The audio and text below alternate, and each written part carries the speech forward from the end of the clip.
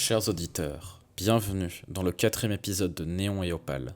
Si vous n'avez pas écouté les précédents épisodes, nous vous invitons à revenir en arrière pour avoir le contexte complet des événements décrits dans notre histoire. Néon et Opale est une campagne horrifique, abordant des thèmes aussi difficiles que le trafic humain, la violence urbaine, la violence policière, la drogue et l'addiction, ainsi que les troubles psychiques. Cet épisode en particulier contient des mentions explicites de violences sur mineurs. Si un de ces thèmes est de trop pour vous, nous vous recommandons de stopper là votre lecture de cet épisode.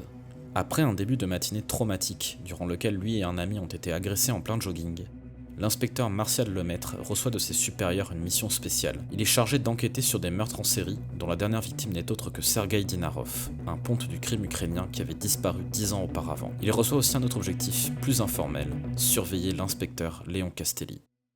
Nous te retrouvons, Martial, juste à la sortie de la salle de conférence. Tu viens d'être congédié. Et j'aimerais savoir, à ce stade-là de notre histoire, tu n'as plus de rendez-vous, tu es libre de tes mouvements.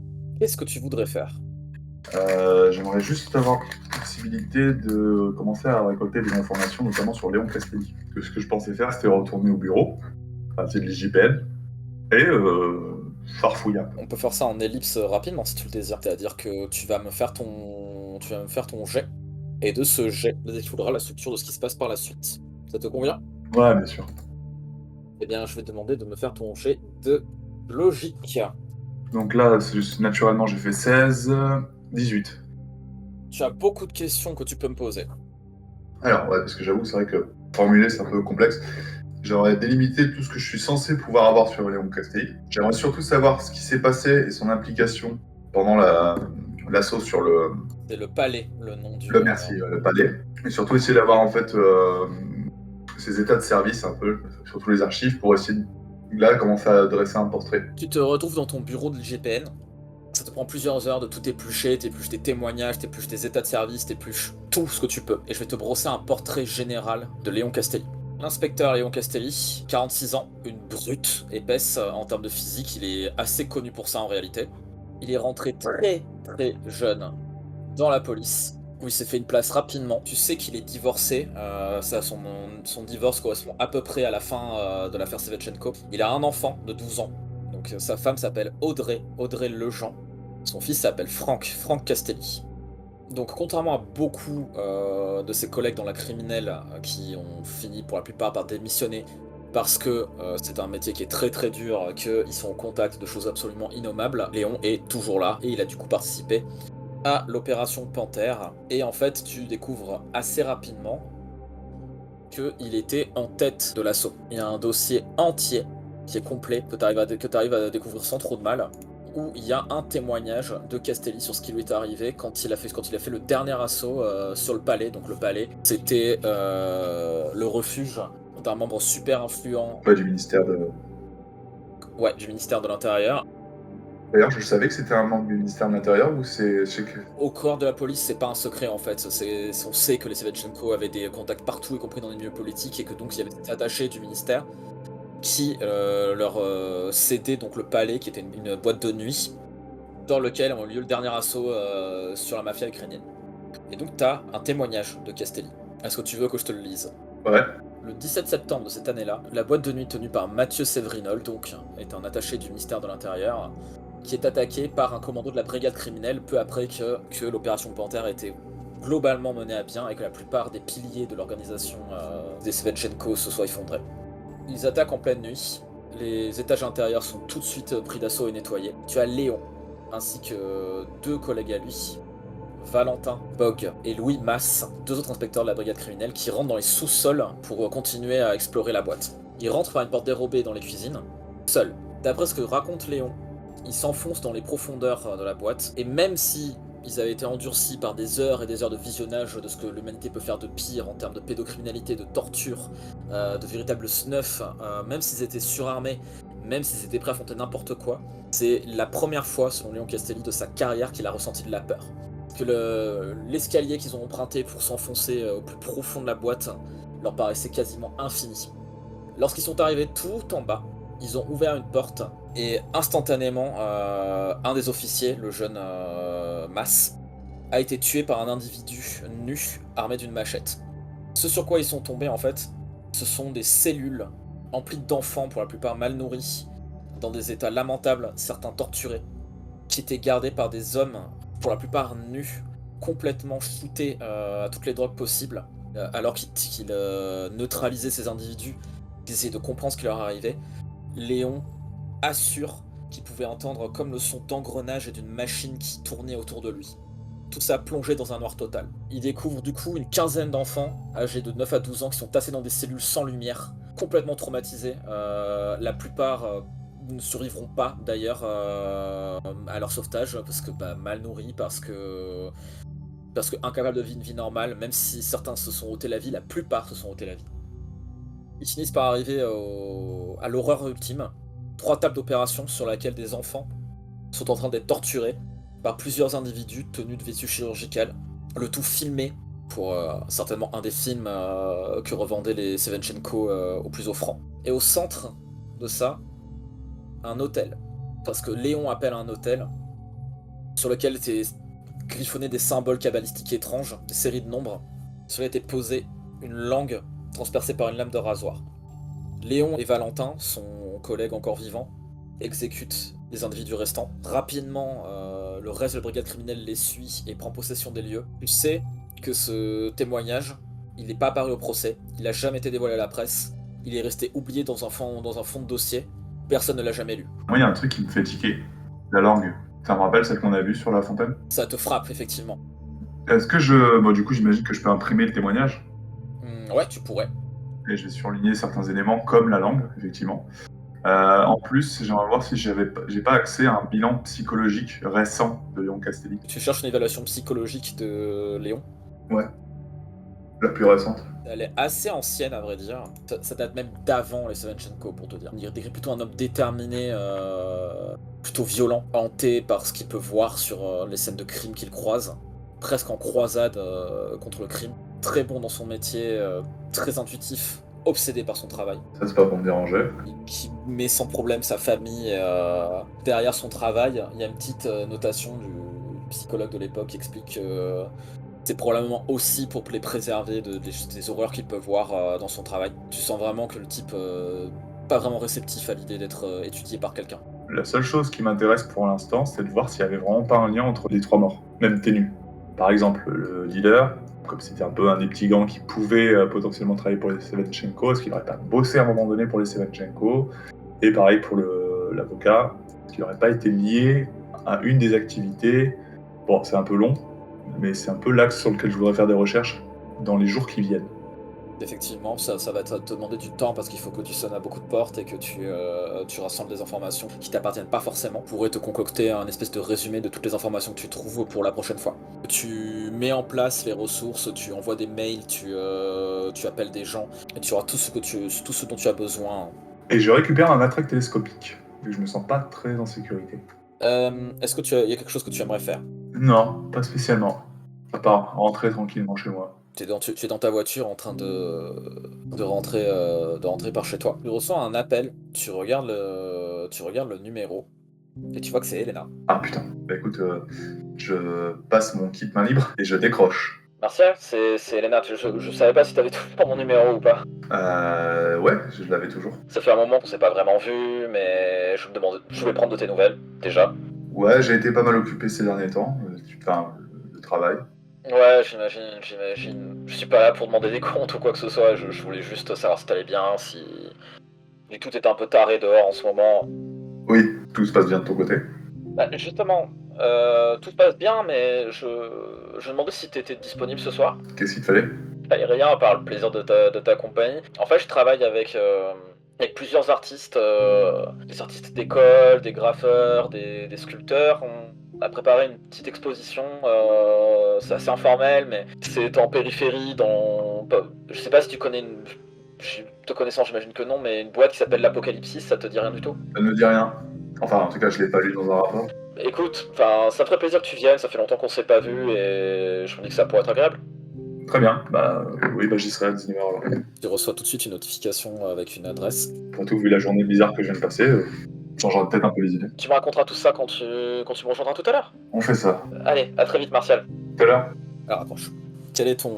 Bah, c'est étrange parce que moi je m'attendais à passer une journée simple où j'allais courir, où j'avais mon rendez-vous. Il y avait déjà ce matin un incident, le chaos ambiant et cette jeune femme qui réapparaît alors que j'avais réussi un peu à l'occulter en me consacrant sur mon travail. Je suis perturbé, mais je me dis bon, bah, tant qu'à faire, autant aller jusqu'au bout, de voir ce qui va se passer parce que même si l'idée d'être chez moi tout seul ne me dérange pas, j'avoue que j'ai peut-être besoin de me changer un peu les idées. Je sais pas si t'as envie de faire quelque chose entre temps, si c'est pas le cas, je te propose qu'on ellipse jusqu'à ce moment.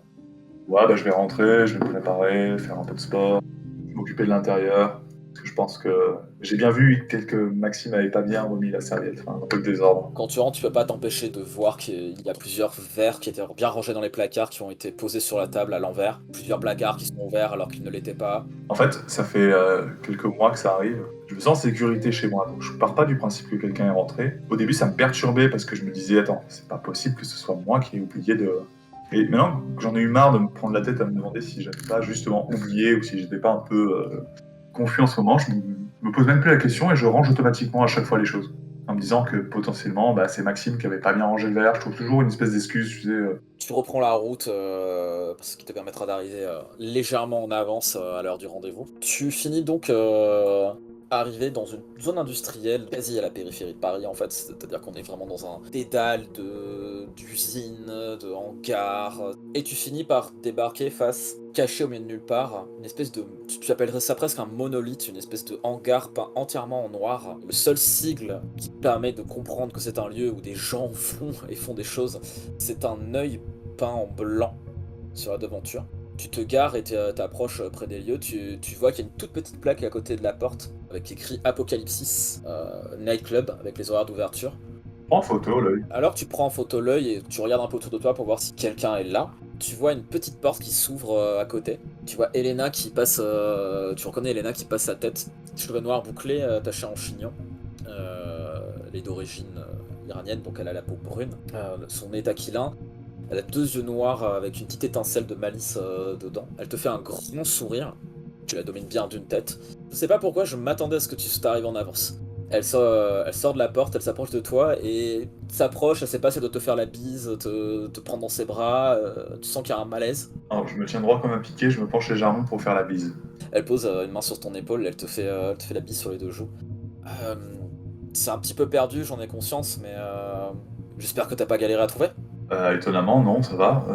Elle tend la main sur ton téléphone.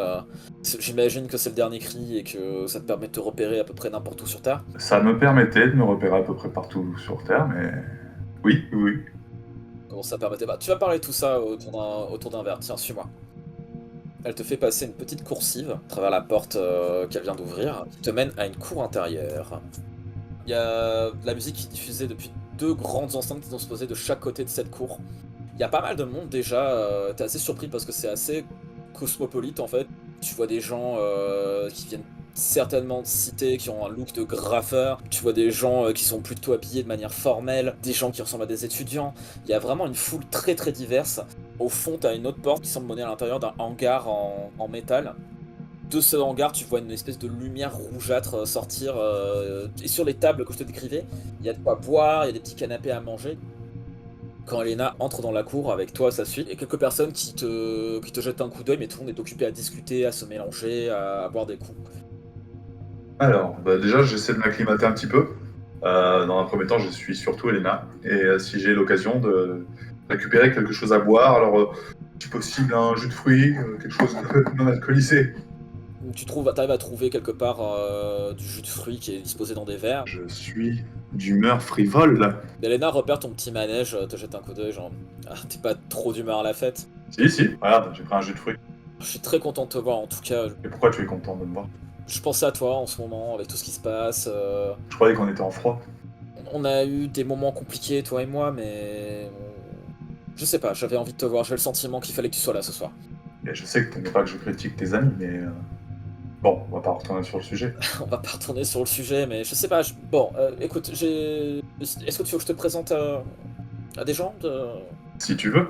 Tu l'as un peu mis mal à l'aise en appuyant là-dessus. Elle s'est un peu renfermée sur elle-même. Elle te guide jusqu'à un homme d'une quarantaine d'années, veste de costume sur une chemise tunisienne. Il a une barbe de 3 jours, savamment calculée, des petites lunettes rondes, visage anguleux, des cheveux gris qui sont tirés en arrière. Tu as un peu la sensation, est-ce que tu te rappelles un petit peu des fréquentations de ta mère, de voir un de ses collègues.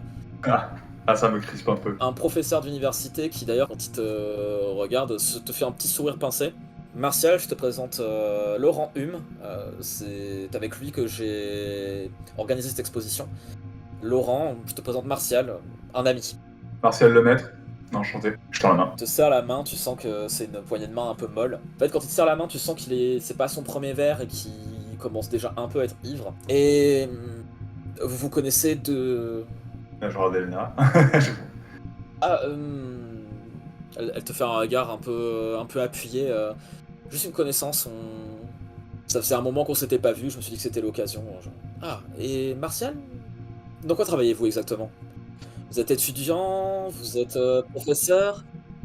Actuellement, je suis inspecteur à l'IGPN. Il se bloque en te regardant. Il regarde Elena. Il te regarde à nouveau. Ah, bien. Et là, je tente une blague, mais la plus nulle de la Terre. Je le regarde et je fais...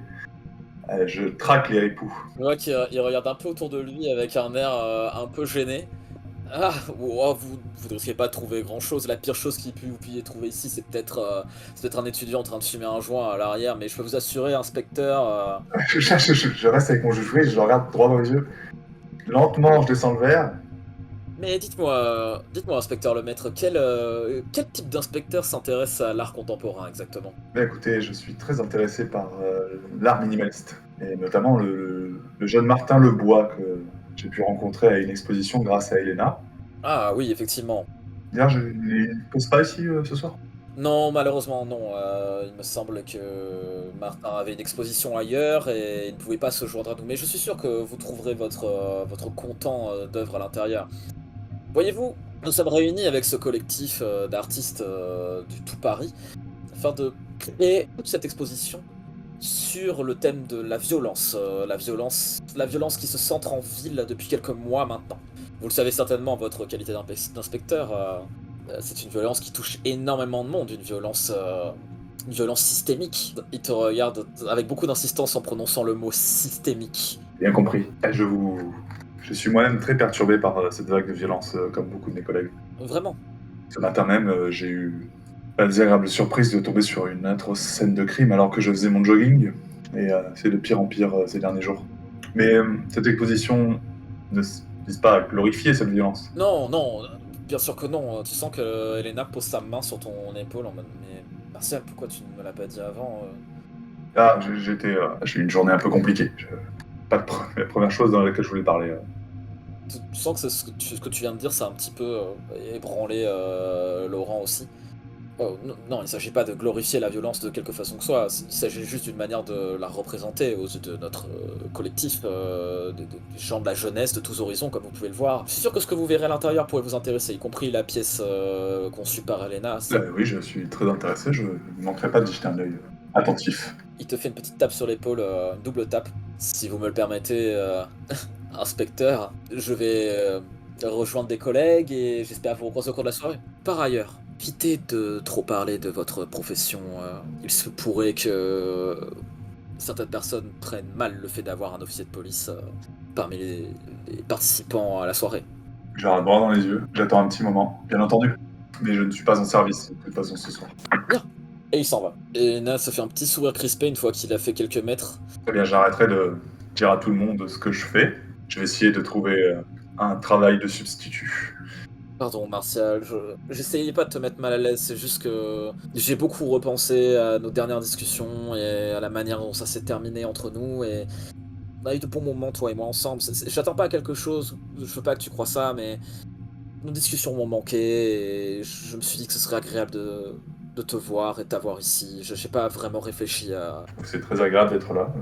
D'ailleurs, tu pourrais en profiter pour me montrer ce que tu as proposé à l'exposition. Ouais, bien sûr. Elle dépasse du coup la foule. Il y a pas mal de gens qui sont en train de rentrer par un couloir au fond. Donc ça commence un petit peu à être bondé. T'as un petit peu ton instinct d'inspecteur qui reprend le dessus et tu commences à jeter un œil un petit peu partout. Si tu m'y autorises, j'aimerais que tu me fasses un jet de désavantage. Et c'est il y a quoi déjà? Cette année rose. C'est-à-dire qu'au fur et à mesure que tu t'avances en fait dans la foule, tu vois qu'il y a des comportements, des mots qui sont échangés qui t'interpellent un petit peu et qui te mettent vraiment mal à l'aise. T'essaies de les ignorer tant bien que mal, mais t'as du mal à passer outre. Ouais. Allez, c'est un test de quoi du coup? 2D10, c'est tout. 11. Tu es en train de marcher tranquillement au milieu de la foule, puis en fait, hein, tu vois Laurent Hume, un petit peu plus loin. Tu vois qu'il est en train de discuter avec une jeune fille qui a l'air extrêmement nerveuse. Et lui, il la regarde avec un petit sourire en coin, il a l'air très à l'aise. T'as presque l'impression qu'il la nargue comme s'il disait mais t'inquiète pas, tout va bien. Il met une main sur l'épaule, et puis tu vois qu'il sort un petit sachet d'une poche intérieure de sa veste et qu'il le tend à la jeune fille en question. Donc là, tu as plusieurs solutions. Tu ne peux ne rien faire. Si tu décides de pas céder à ta pulsion de contrôle, tu auras juste un malus de -1 à tous tes jets, jusqu'à ce que tu cèdes à cette pulsion. Bah, je vais essayer pour pas gâcher ce moment avec Elena de résister à cette culture. Du coup, t'aperçois Laurent tapoter l'épaule de la jeune fille qui se fond dans la foule. Tu sens la main d'Elena qui te prend par l'épaule. Martial, Ouais, je suis là. tu rentres à l'intérieur du hangar, qui est donc éclairé par des néons rouges assez violents, qui te perturbent un petit peu. Il y a beaucoup de choses différentes, il n'y a pas tout ce que tu aimes, mais par contre les installations sont assez délirantes. Une partie de l'exposition qui s'appelle Morceaux de ville, c'est carrément des morceaux de murs sur lesquels il y a des tags en fait super complexes.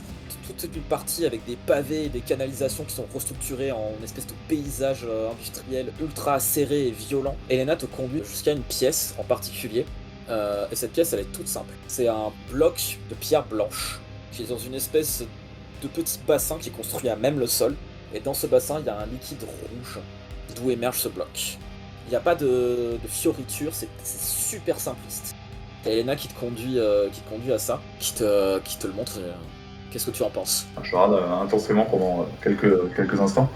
C'est très simpliste, mais il y a un côté assez fascinant parce que tu as vraiment la sensation que c'est presque une tour qui émerge d'un lac ou d'une étendue d'eau perdue au milieu de nulle part. Le bloc est grand, hein, il fait bien 2,50 m de haut, c'est costaud, c'est pas une petite construction. T'as du mal de plus en plus à te concentrer, il y a la musique à fond, il y a pas mal de gens qui parlent très fort, t'as du mal à te concentrer, t'as Lena qui est à côté de toi et qui attend ta réaction. C'est impressionnant. J'aime beaucoup ce que tu as fait. C'est vrai? Ah oui? Tu dis pas ça pour me faire plaisir. Non. Je fais ça des fois. C'est difficile à dire avec toi, Martial. Je veux dire, c'est pas pour rien que ça s'est terminé. Certes. Non, j'aime beaucoup. J'ai essayé de faire de l'humour, c'était déplacé, mais... Non, ton avis pour moi comptait, parce que c'est très bizarre, mais... Quand Laurent a lancé l'idée de l'exposition, j'ai commencé à faire des rêves récurrents, et j'avais toujours cette forme en tête de cette espèce de tour blanche qui sortait d'une eau rouge. C'est vraiment une espèce de dernier rempart à la violence tout autour. Je sais pas si c'est clair pour toi. Le rouge, l'eau, c'est la violence. Ouais, je pense, je ne sais pas, c'est vraiment venu tout seul.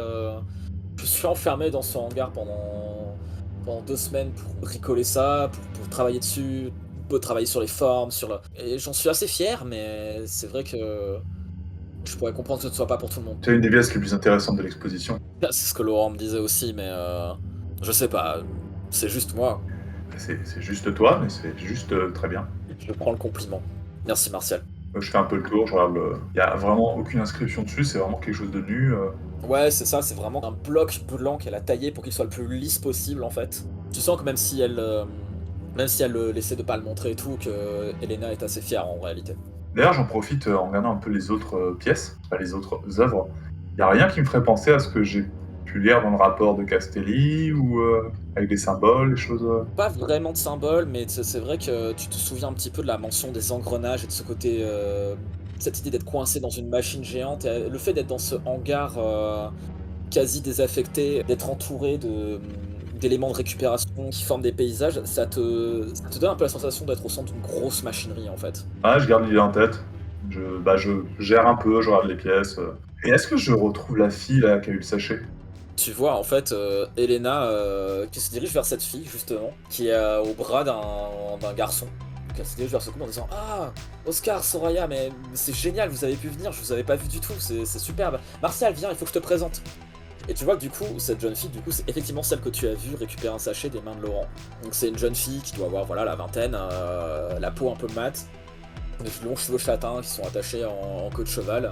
Elle est habillée d'un pull un peu ample et d'un pantalon cargo. Et son petit ami, du coup, qui est habillé de manière un petit peu plus chic, il a les cheveux blonds sales, des yeux clairs. Il a l'air un peu mal à l'aise pour de la soirée. Il est pas du tout raccord avec le lieu. Il regarde un peu autour de lui. Genre, c'est un ami à toi? T'as le garçon qui se tourne vers toi. Oui, Martial, enchanté. Enchanté, Oscar. Et la jeune fille se tourne la main vers toi. Soraya, enchanté. Elle a l'air nerveuse. Bah, en fait, ça dépend. Comment tu la regardes? Droit dans les yeux, je vais voir si elle est toujours nerveuse ou si elle a fait un truc. Tu sens qu'elle est pas super bien, et le fait que tu insistes avec ton regard, que tu la regardes droit dans les yeux, ça la met pas ultra bien non plus. Je regarde le mec. Un peu abruptement. Il sent qu'il y a un malaise, il comprend pas trop. Vous êtes tous les deux artistes? Donc Soraya, elle opine de la tête. Je suis en master d'histoire de l'art actuellement, et j'ai pas plein d'exposés ici, j'ai pas le talent d'Elena ou d'autres gens, mais ouais, je fais 2-3 trucs de mon côté, quoi. Alors moi, pas du tout. À la vrai dire, je suis en études de psychologie, enfin de psychiatrie pour être plus exact. J'accompagne juste ma copine. Voilà, j'y connais rien du tout. Je sais pas si c'est votre cas ou pas. Enfin, ton cas, si je peux te tutoyer. Oui, bien sûr. Si, je m'intéresse un peu à l'art, mais D'accord, et vous connaissez bien, c'est la première fois que je te vois ici. Elena te jette un regard, elle attend ta réponse un peu. oui, non, on s'est pas vu depuis un petit moment. J'étais occupé avec mon travail. Quel type de travail? Je travaille dans la domotique. La domotique, c'est genre les smart house, ce genre de truc, c'est Oui, ça? tout à fait. Ouais, j'ai une petite entreprise. D'accord. Il sent que t'es pas à l'aise et que clairement tu dis pas toute la vérité. T'as Soraya qui se tourne vers Elena, qui fait genre Elena, est-ce que je peux te parler 2 minutes? Si ça vous dérange pas de. Elles s'éloignent toutes les deux, et du coup tu te retrouves seul face à Oscar qui se tourne vers la sculpture. J'y comprends rien du tout. Alors, je pense qu'il ne faut pas y comprendre grand-chose. Waouh, la vache, j'adore Elena, hein, mais je la connais pas si bien que ça et tout. Je trouve ça super impressionnant techniquement, mais. Puis tout ce truc de faire une exposition sur la violence, moi ça me met un peu mal à l'aise. Je sais pas ce que t'en penses toi, mais. Ah bah, je suis curieux d'avoir votre avis de futur psychiatre au sujet. En fait, c'est assez marrant parce qu'en ce moment, je suis en stage dans un institut spécialisé. Du coup, je vois beaucoup de personnes qui ont vécu ou qui vivent dans la rue et qui subissent de la violence tous les jours ou qui en font subir aux autres. Et enfin, il y a rien à glorifier, quoi. Ah, je suis bien d'accord avec. Et là, j'ai du mal à dire toi. D'autant plus que récemment, il y a eu une explosion de la violence en ville. Ah ouais? J'ai cru comprendre, ouais, bien sûr, j'en vois même beaucoup, mais c'est bizarre qu'un technicien en domotique soit un peu courant de ce qui se passe dans la rue, des explosions de violence, tout ça. Faut que je bois mon jus en le regardant. Tu sais, je réfléchis en même temps. J'ai un ami à moi qui a été agressé il y a pas si longtemps. Je me suis intéressé, un peu comme tout le monde, aux faits divers, aux actualités. Je suis désolé, j'aurais pas dû plaisanter là-dessus, c'est vrai que c'est. Non, rien de grave, il s'en est très bien sorti. Alors, je suis content de l'entendre, c'est vrai que c'est assez terrible ce qui se passe en ce moment. J'ai une sœur, une grande sœur, qui est complètement cloîtrée chez elle depuis ça fait des mois maintenant. On n'a plus trop de contact, ça se passe pas très bien. Il lui est arrivé quelque chose au travail, il a jamais voulu me dire quoi exactement, mais je m'inquiète pour elle. Je sais pas ce qu'elle a vu, mais ça l'a marqué. Elle est, bon, ça reste entre nous. Elle travaille dans la police et Et dans quel service? dans le stupéfiant. Au stupéfiant. Il se penche vers toi et dit bon, entre nous, Martial, j'ai grandi avec une flic une grosse partie de ma vie. Tu peux pas vraiment me gâcher ça. Je sais les reconnaître. On est si reconnaissable que ça. Pour quelqu'un comme moi, oui. J'ai quasi été élevé par ma sœur et je connais très bien la directrice de la brigade des stupes, donc Et elle s'appelle comment ta sœur? Mallory. J'étais au stup. Wow. Ah oui, t'as dû voir des sacrés trucs aussi. T'es à quel service, t'es à quel service maintenant? Je regarde un peu autour de moi avant de répondre. IJPN. Les méchants. Oui, les méchants, ouais, c'est ça. Je plaisante, je sais que t'es pas en territoire ami ici, il y a beaucoup d'étudiants, il y a beaucoup de gens de gauche, d'ultra-gauche et tout, mais je sais que vous faites un métier qui est pas facile et que vous êtes pas tous des monstres. Puis moi-même, je me sens pas très à l'aise au milieu de tout ça. C'est ce que j'avais remarqué aussi, oui. Je suis sorti pour Soraya, pour marquer le coup, ça fait quelques mois, on s'entend vachement bien et tout, mais je sais pas si je réitérerai l'expérience, et puis elle est un peu dans les trucs chelous aussi, je sais pas... Elle se drogue souvent. Il bloque. Pardon? Elle prend souvent des stupéfiants. Attends, de quoi tu parles? Je l'ai vu tout à l'heure avec l'organisateur de la soirée, qui lui tendait un sachet de... Attends, quoi? Oui, Ah, je pensais que tu le savais. Ça me paraît courant dans ce milieu, pas Son visage se ferme. Il se tourne dans la direction d'où est parti Soraya. Il finit son verre d'une traite. Excuse-moi, je suis désolé, je dois régler un truc. J'arrive. Fais. Et il trace, il te laisse en plan complet et il avance à pas super décidé dans la direction d'où est partie sa copine, du coup. Et il te laisse un peu en plan. Ouais, j'essaie de le suivre un peu en gardant une distance pour voir ce qui va se passer. En fait, tu le suis de près, et là, à ce moment-là, en fait, tu commences un peu à te sentir mal à l'aise parce il y a beaucoup de monde, en fait. Là, à ce stade, il y a beaucoup de gens qui sont rentrés, tu baignes un peu dans un bain de foule qui est assez chaotique. Et en fait, le truc que t'avais pas vu, c'est qu'il y a des portes qui se sont ouvertes au fond de la pièce. Et tu comprends, en fait, en t'approchant, parce que la musique est en train de changer de plus en plus forte, que ça ouvre directement sur la boîte. Il y a des néons stroboscopiques de partout qui t'atteignent, de couleurs rouge, bleu, violette. Il y a une foule qui est en train de se mettre à danser. Bon gré mal gré, bah, tu t'es retrouvé un peu coincé là-dedans, t'arrives pas à t'en sortir, du coup tu le vois de loin. J'essaie de me rapprocher près d'un mur. T'arrives sans peine à un peu te dégager de la foule qui est en train de danser, avec vraiment ces lumières super aveuglantes qui pop, ça te fait mal aux yeux, mais t'arrives à garder le cap sur Oscar, t'es quand même policier, donc tu sais filer quelqu'un. Il arrive à rejoindre Soraya qui est en train de discuter avec Elena au milieu de la foule, il l'attrape par l'épaule, il la retourne, et tu vois qu'il se met à lui gueuler dessus. T'entends pas parce que la musique est trop forte, tu vois qu'il est vraiment en colère, et tu vois pas ce qu'il dit, t'entends pas ce qu'il dit, mais il est en rage. Du coup, elle est là, elle le regarde avec des yeux ronds, il lève la main, genre en mode c'est bon, j'en ai marre. Et il se taille en fait. Elle commence à le suivre en courant, elle te dépasse, elle te jette un œil, elle te reconnaît. Un petit air interrogateur en mode mais qu'est-ce qu'il fout là? Et en fait à ce moment-là tu vois qu'Elena elle est tournée vers toi et elle te regarde fixement en mode qu'est-ce qui s'est passé quoi? Moi, je regarde de loin en mode, je sais pas. Je me rapproche. Tu te rapproches? Ouais, j'essaye. Le problème c'est que il y a un monde de fous en fait, c'est très compliqué de se frayer un chemin. T'arrives pas trop au fur et à mesure, les gens qui dansent, t'es un peu coincé entre eux, En fait, à un moment, tu lèves les yeux dans ce que tu penses être la direction d'Elena, et tu vois quelqu'un te regarder, qui n'est pas Elena.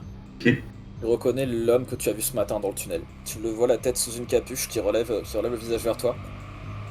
Malgré les néons, malgré les lumières et tout, entre deux flashs, tu le vois parfaitement.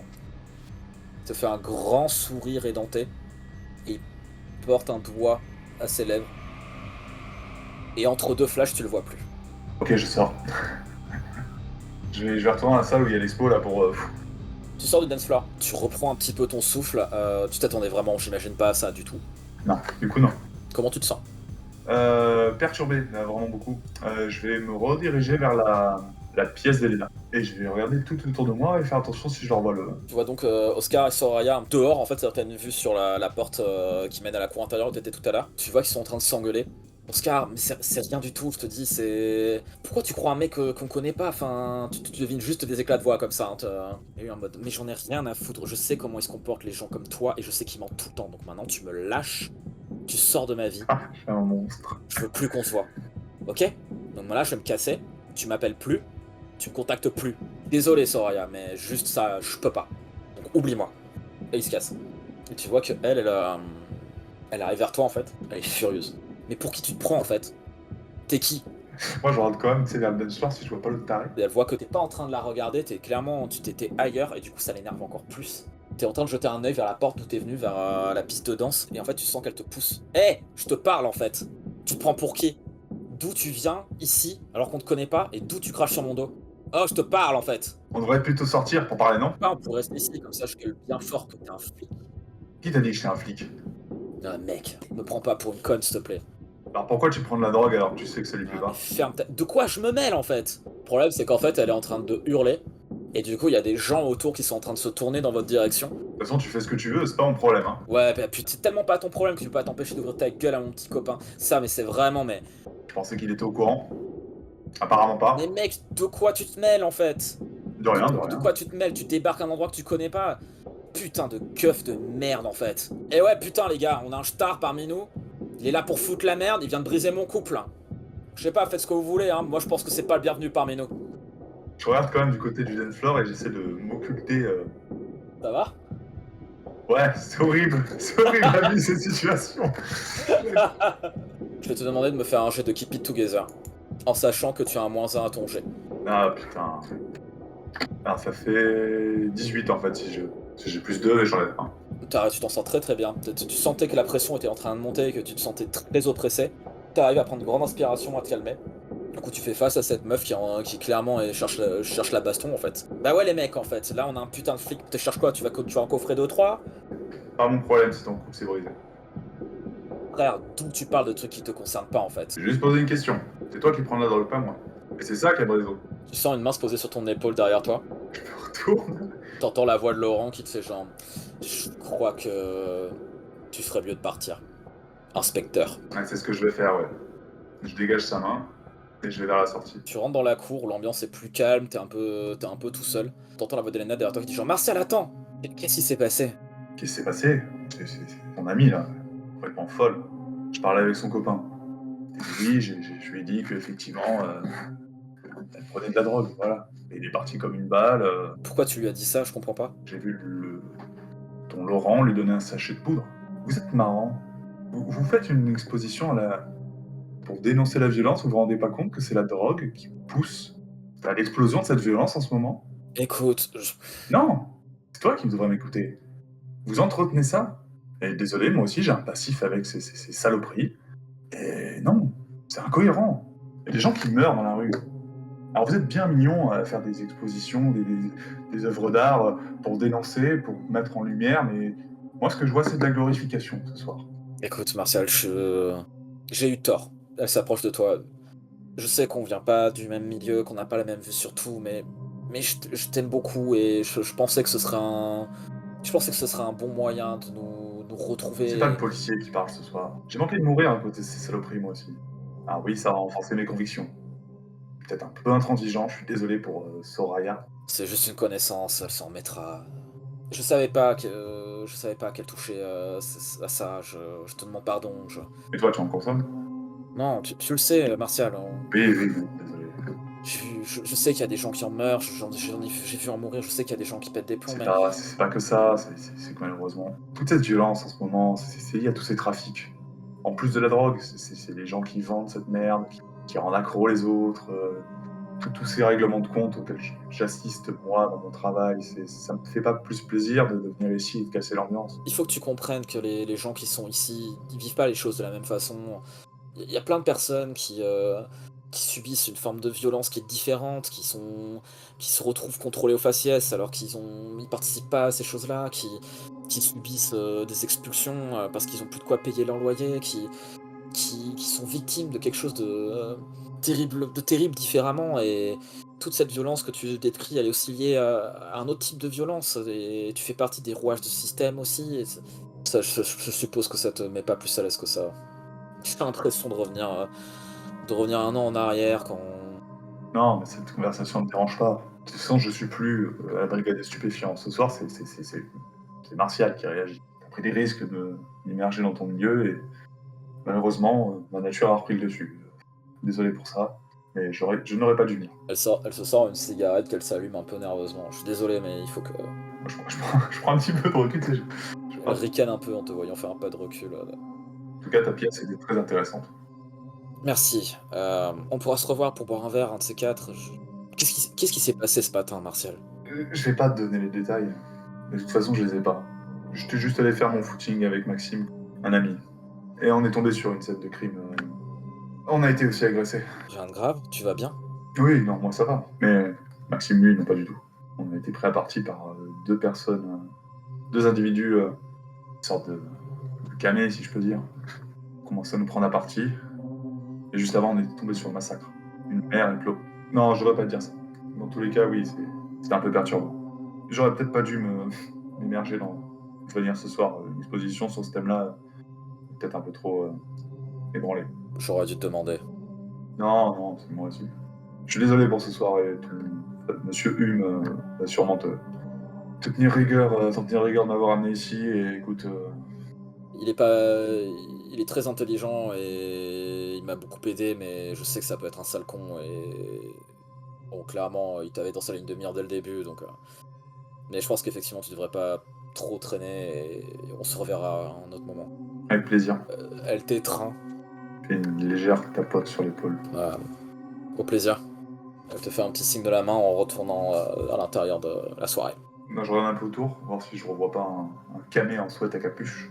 Tu regardes autour de toi, mais tu vois rien d'inhabituel. Je sais pas si tu fais quelque chose en particulier en retournant jusqu'à ta voiture. Bah, je reste vigilant.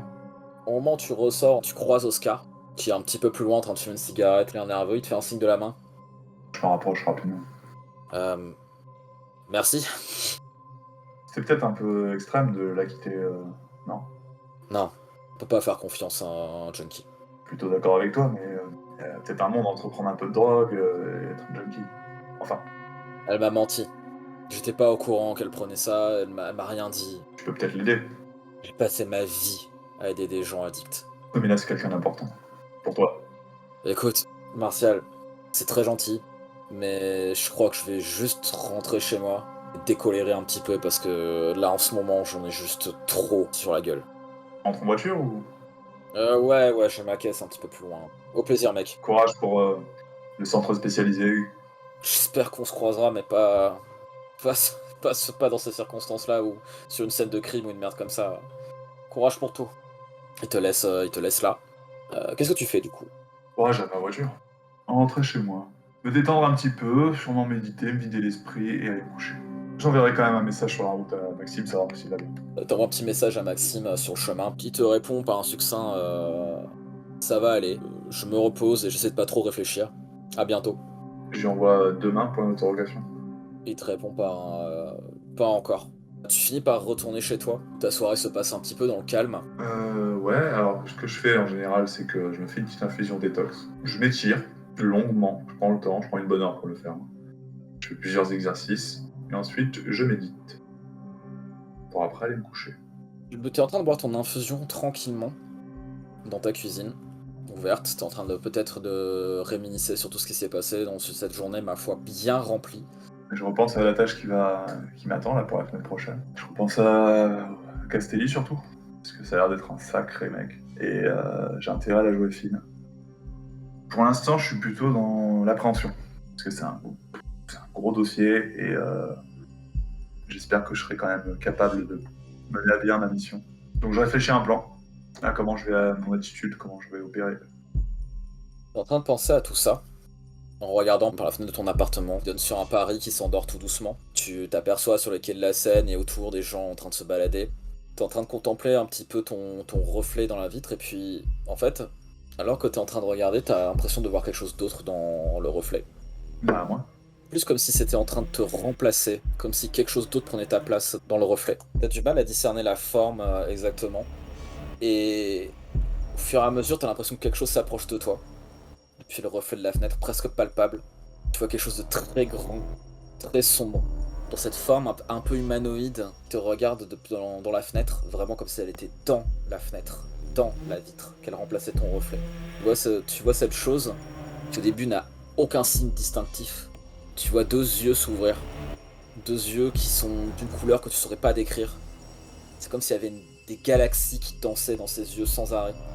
Tu vois de plus en plus de détails apparaître sur la forme de cette chose qui semble grandir, et qui paraît poser sa main sur la vitre comme si elle était juste de l'autre côté, juste proche de t'atteindre. Et tu vois les yeux te regarder, tu t'abîmes dans ses yeux, tu vois plus rien d'autre.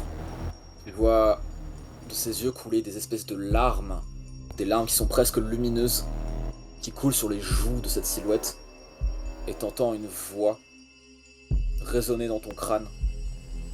Une voix très profonde qui te tape presque dans le cerveau et qui te dit « Je te vois ». Ah putain. Et la chose tape contre la vitre.